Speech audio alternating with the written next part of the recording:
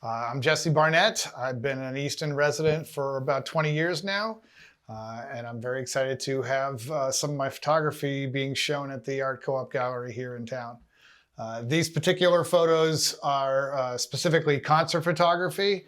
I've been working in the music industry since 1994. And I started photography in 2012, but have been going to conferences for my business for a number of years, and ended up bringing my camera with me a few times and started shooting some of the shows, and it just sort of became a natural thing to continue doing that as I go to concerts.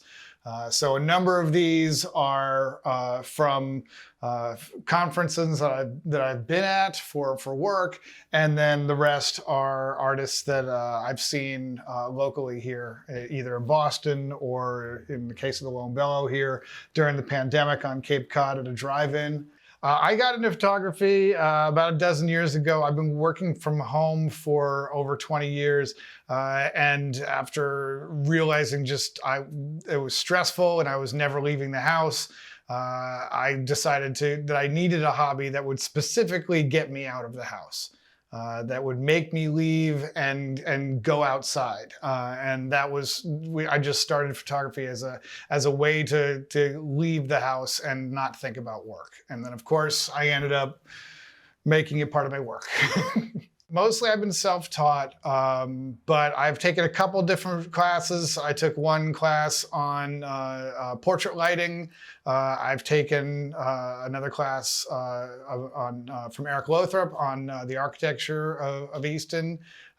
And then, but the rest of it has been self-taught, and a lot of it is advice from friends. You know, with the concert photography, it was, when I had a friend who was into photography at the very beginning, he said, well, you should try this lens and for this, and try going here. And then from my father, who was an art director in advertising, he taught me about cropping and really getting a personal style and getting closer in an artist as opposed to more of a wide shot. So a lot of the creativity came from advice from friends, but the technical aspects were mostly self-taught.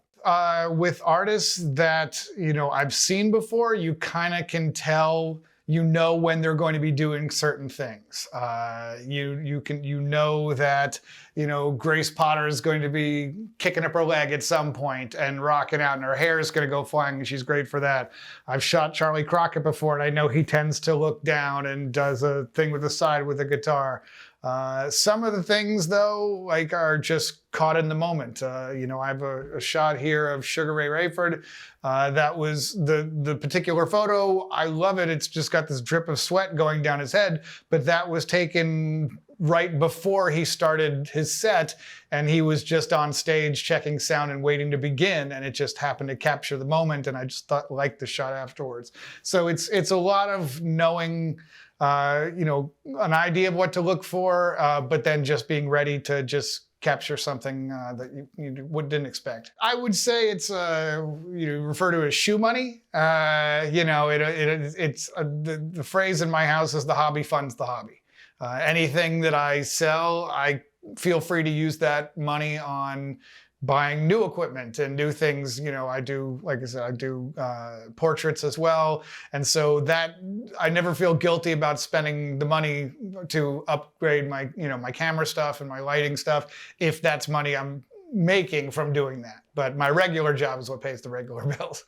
Yeah, I do a lot of landscape stuff. I do portraits. I do I'm the de facto photographer for a theater company that my wife is a part of.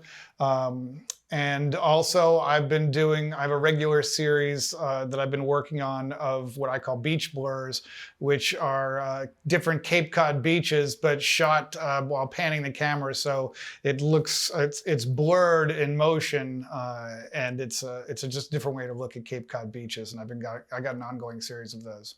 This collection just went up a couple of weeks ago, and it's going to be up, as far as I know, till the end of March. And we'll see where it goes from there. But I've been offered the space for the months of February and March. Best way, I have QR codes up on the thing here, but Instagram is a great way to reach out at first. Jessie Barnett, and look forward to being in touch with people.